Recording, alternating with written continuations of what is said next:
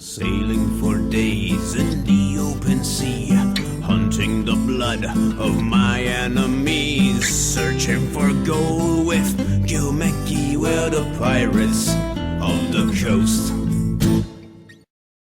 Hi, everybody. This is Rich, and you are watching Bsawr, Black Sails, Apocalypse World, and Running. We are going to talk about Black Sails, the amazing piratical show on Stars Network, which is just has finished up its second season. I believe it's going to be renewed because it's awesome. As if the Black Sails is not just a fan show about Black Sails, which it very much is, but it's also from the lens of as if the writers, the very creative people who came up with this fantastic show, and the people, the actors who were playing them, they all sat down and played a game of Apocalypse World, one of my favorite RPGs. And so I'm going to talk about this with my good buddy, Josh. How are you doing, Josh? We are doing well. We are at the tail end of recovering from a back sprain, so thank God it's over, or almost over. Yeah, don't scream back. That's my tip for the day.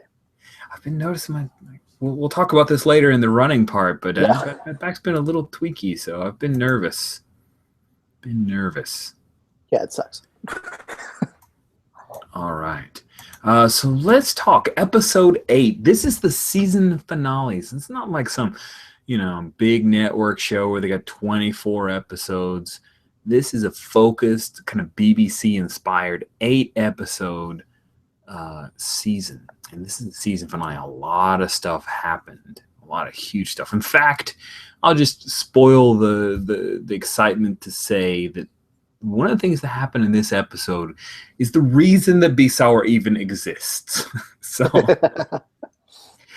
cool. Let's talk about what happened in episode VIII. So I'll start off. Jack fires the old madam. Jack Rackham, who is our operator, he fires the old madam and puts Max, the Skinner, in charge. And there was a cool scene where the old madam, I cannot remember her name, but anyway, she says, "Hey, I'll just tell everybody that you murdered the last pimp and to take over this thing." And Max slides in.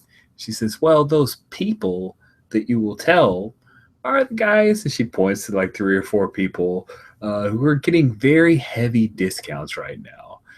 And then she says, "Well, then I'll tell Eleanor, who is our hard holder." And he says, "Oh, she already knows, but feel free to tell her again if you'd like." and that was a pretty cool moment because Max got to become the madam.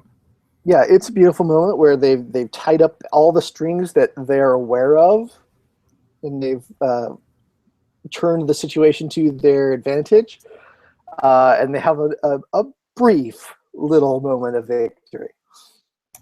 Yeah, a brief moment. Let's see, what's the next? You want to talk about the Walrus and the Ranger? Yeah, so the Walrus and the Ranger are hunting the Urca. And they don't find the Urca. They find a giant Spanish pirate hunter galleon.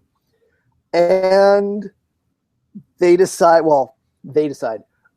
Flint decides, let's go for it anyway. We can totally fool the galleon into going past one of us, and then we could turn around and flanking maneuver and shoot them bow to stern before they can get a shot off at us.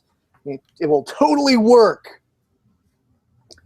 No one else wants to do this.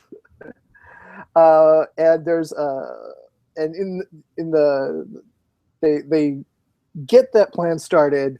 The other ship, the Ranger, goes ahead.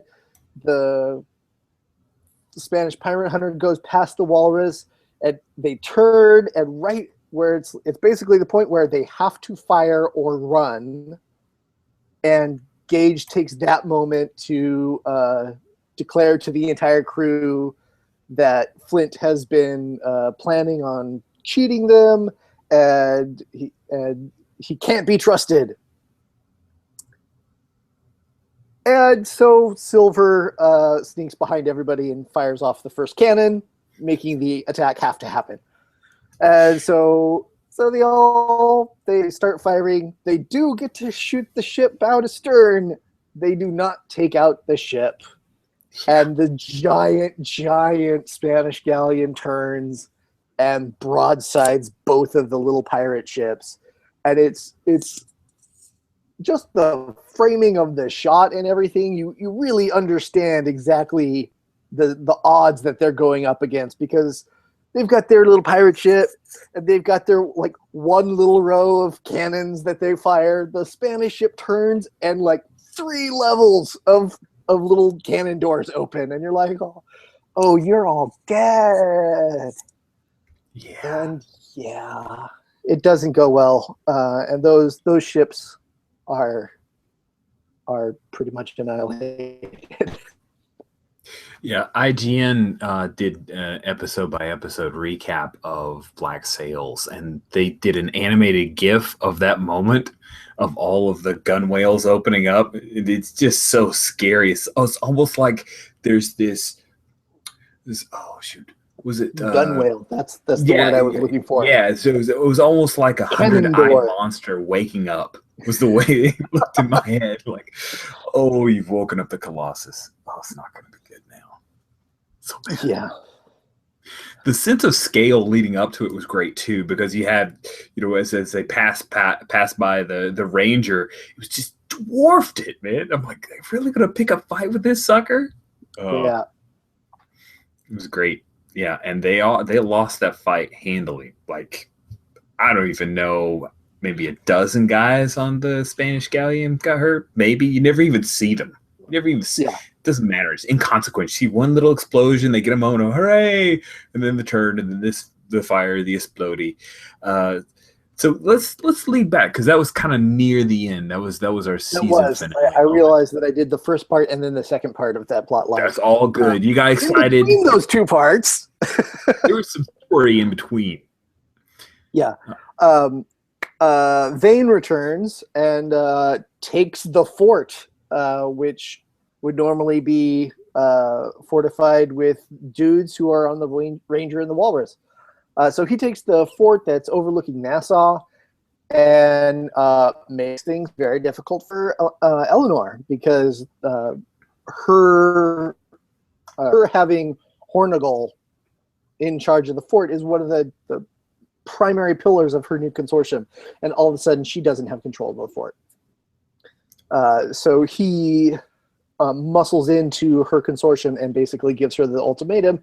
She either makes him part of the consortium or he starts sinking boats in the bay. Yeah, I gotta say, Josh, that's really sharp. I have missed the part that Hornigal's the men manning the fort, they were diminished because he kind of staffed up the Ranger. That I had forgotten about that. It's nice little consequence. Yeah, not that he's a PC who should have consequences, but still. Well, it's a very indirect consequence to Flint. Yeah, poor Chopper. So Eleanor meets with Vane. Now, Vane's our threat, and as we said, Eleanor is the hard holder, and so she meets with Vane, and Vane. Now, this is the threat who went from this is the horrible pirate guy to she dressed him down and took away all of his ability to be a captain, and pretty much his whole crew deserted him.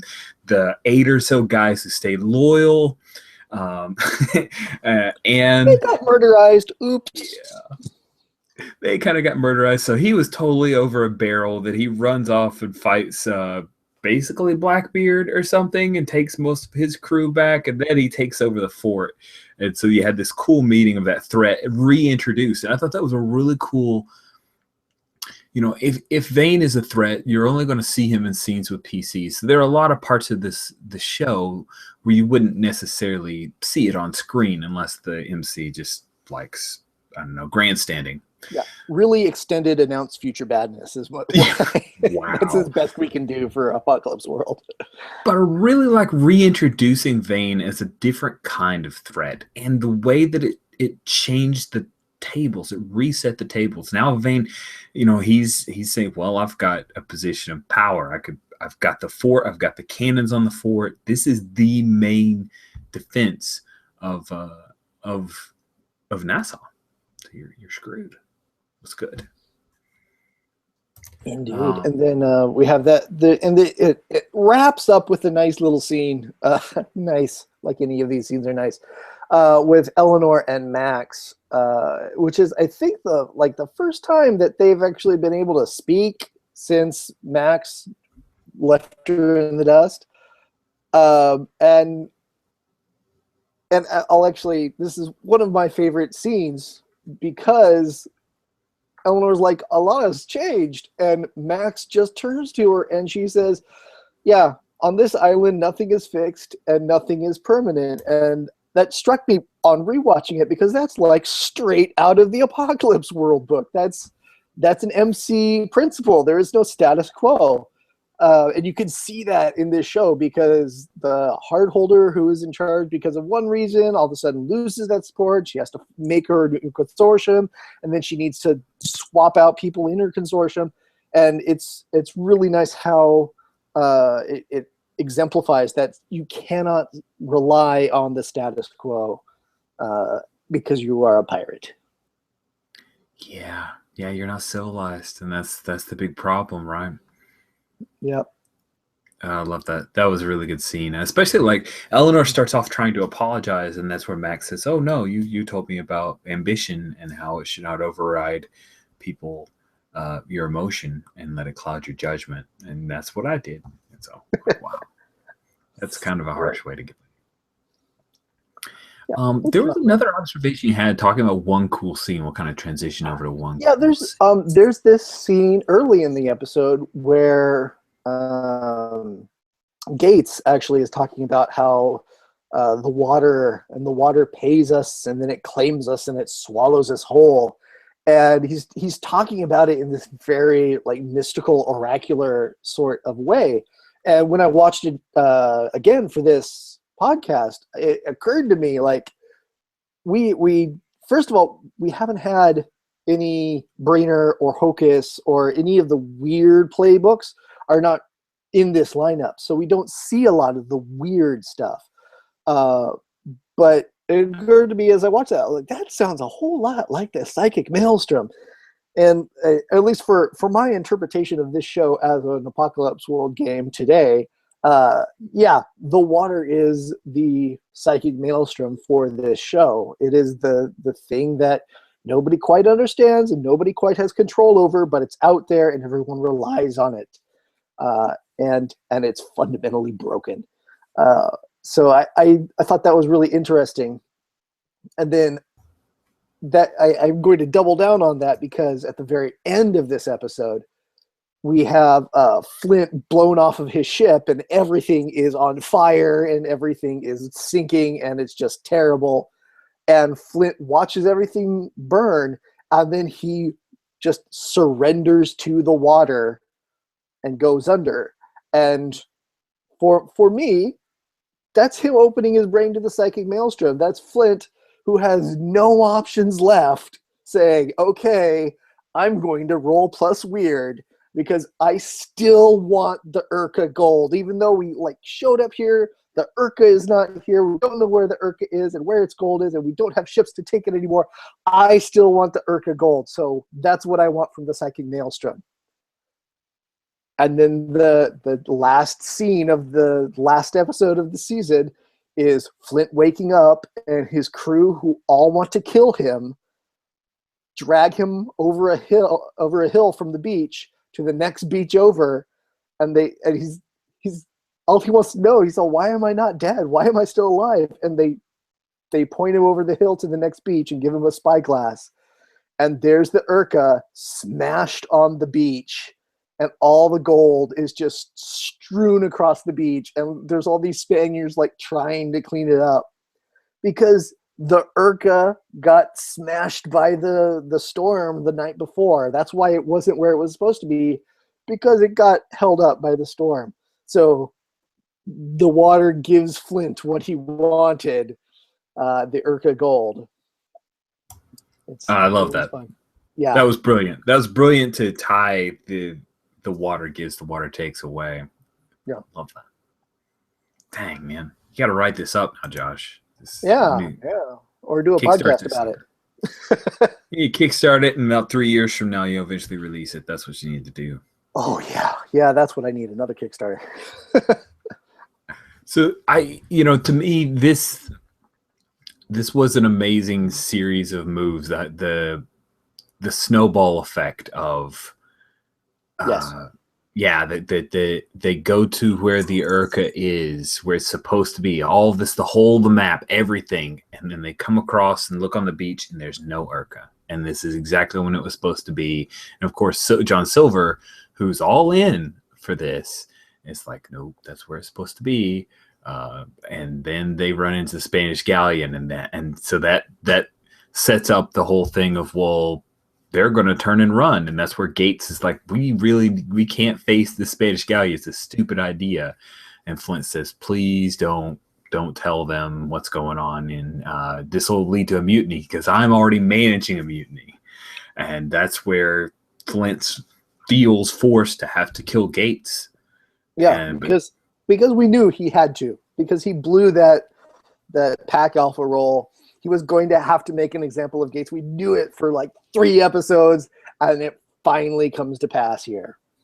Yeah, the long game there, that failed pack alpha, and it was even referenced to in scenes that, of course, at a table we wouldn't see, but Gates, when he's talking to the other conspirators, which is the quartermaster who replaced Billy and Dufresne, he says, Billy was the last straw for me. He says, I can't support him anymore. And then so he kills Gates, and you think, all right, he's totally screwed. And John Silver comes in. I love this. John Silver, the operator. And he says, oh shoot, what was the quote? Oh, he says, there's what are you doing? Because John Silver starts immediately running his hands through the pockets of Gates. He goes, what are you doing? He goes, there's no way out. And he just cockily tells Flint, there's always a way out. There's totally a way to spin this, dude. We can make it. We can make it work. Let's get the treasure. Keep going. Yeah, acting like a bunch of PCs. Yes, that was very player character. Oh, just a great.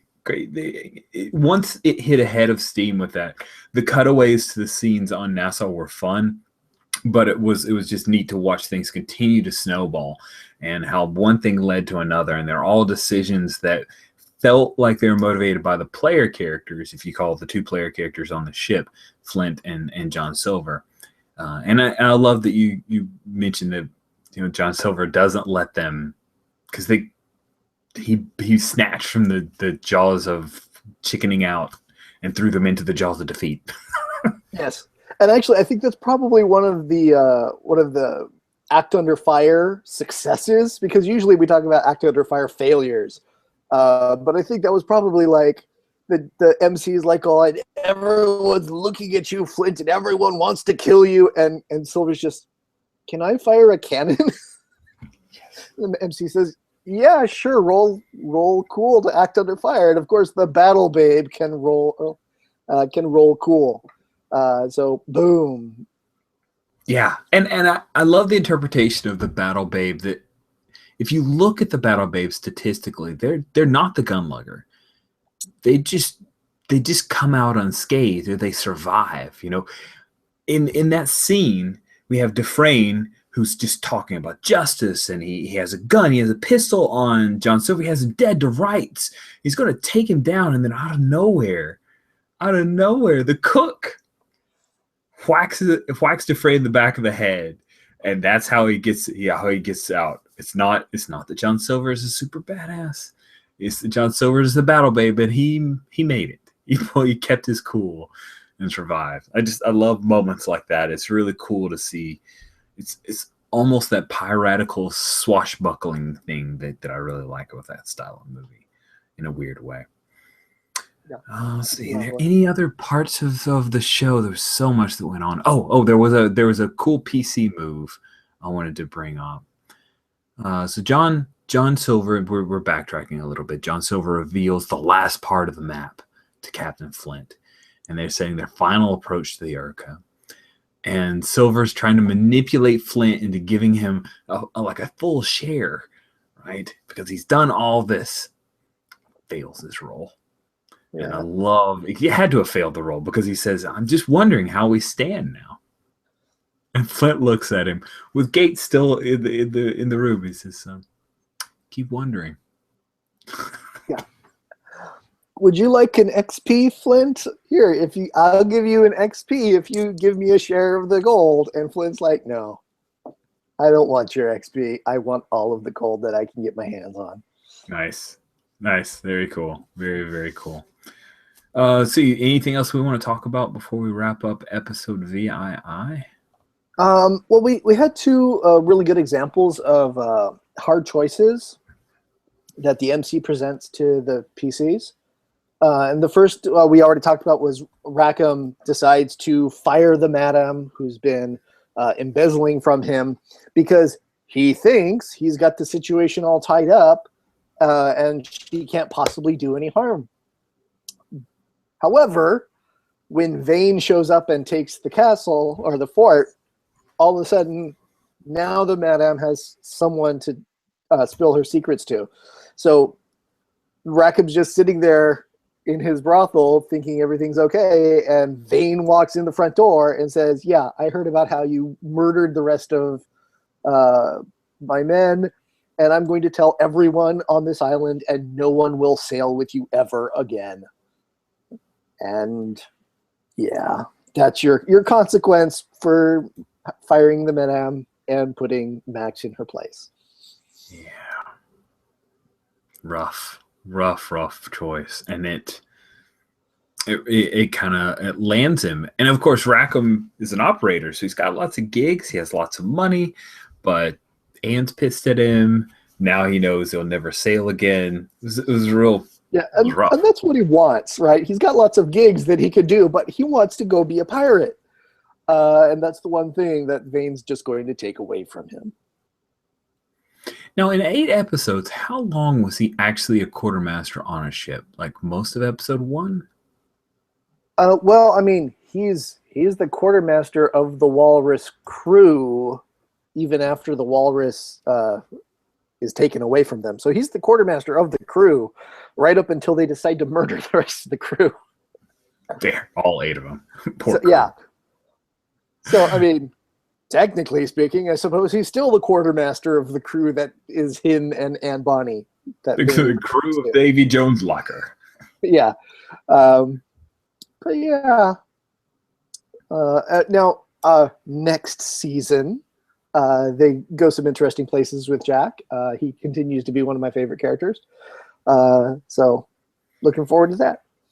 Yeah, I'm looking forward to that as well. All right, awesome. Well, let's wrap up episode 8. Any last thoughts you have on this one, Josh? No, it's a great episode with lots of hijinks and lots of things happening, and it's a really nice cap too. One of the things that I really like about this show is both season 1 and season 2 have really nice arcs that have at least some measure of resolution, because a lot of television shows do that really annoying thing where they don't actually ever resolve anything until they get canceled. But this is nice. It's like here's the thing that is happening for this season. This is what happens, and you get to the end where like the question about that character is resolved. How much does Flint want the gold? And he is willing to sacrifice everything for that gold. How much? What does Eleanor want to do in order to retain control of the hard hold and make Nassau work? Is she willing to backstab her father? Is she willing to throw Max under the bus? Is she willing to partner with the person that she hates the most in the world? And yeah, that's all the things that she does. Yeah. So I really like that. And it's a very satisfying conclusion. Even though there are some threads left for next season, things get wrapped up, which is always high points in my book. Yeah.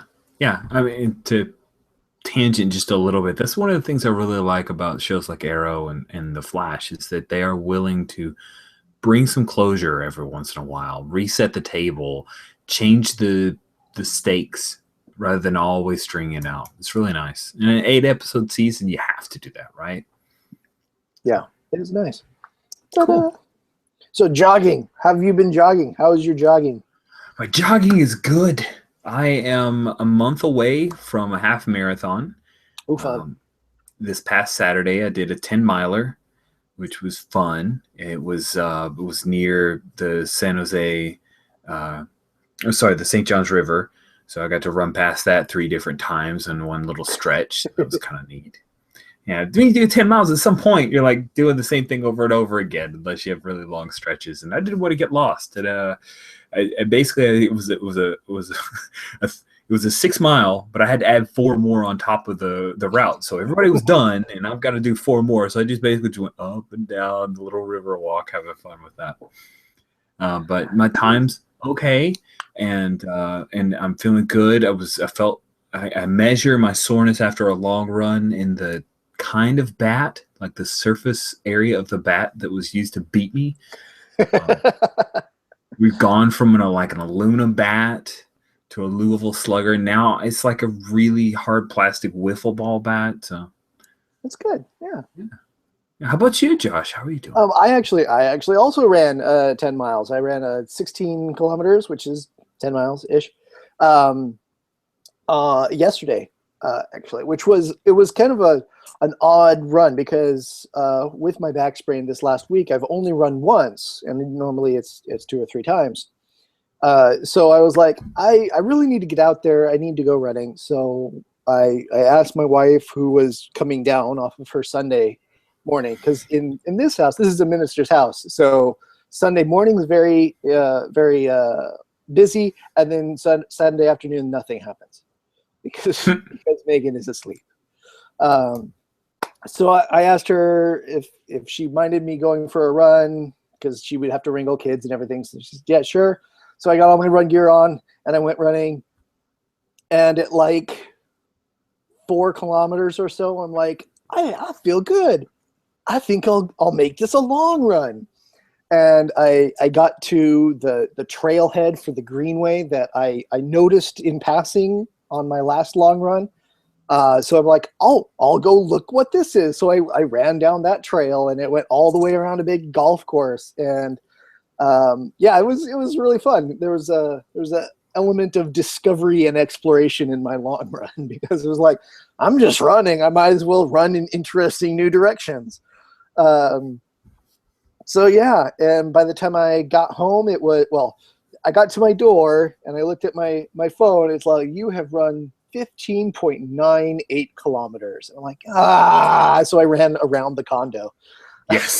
Yes, you have to end on it even. Okay. Yeah, totally. It's totally arbitrary, and the pedometer is really inaccurate, but still I want to make the pedometer tell me that I made 16K.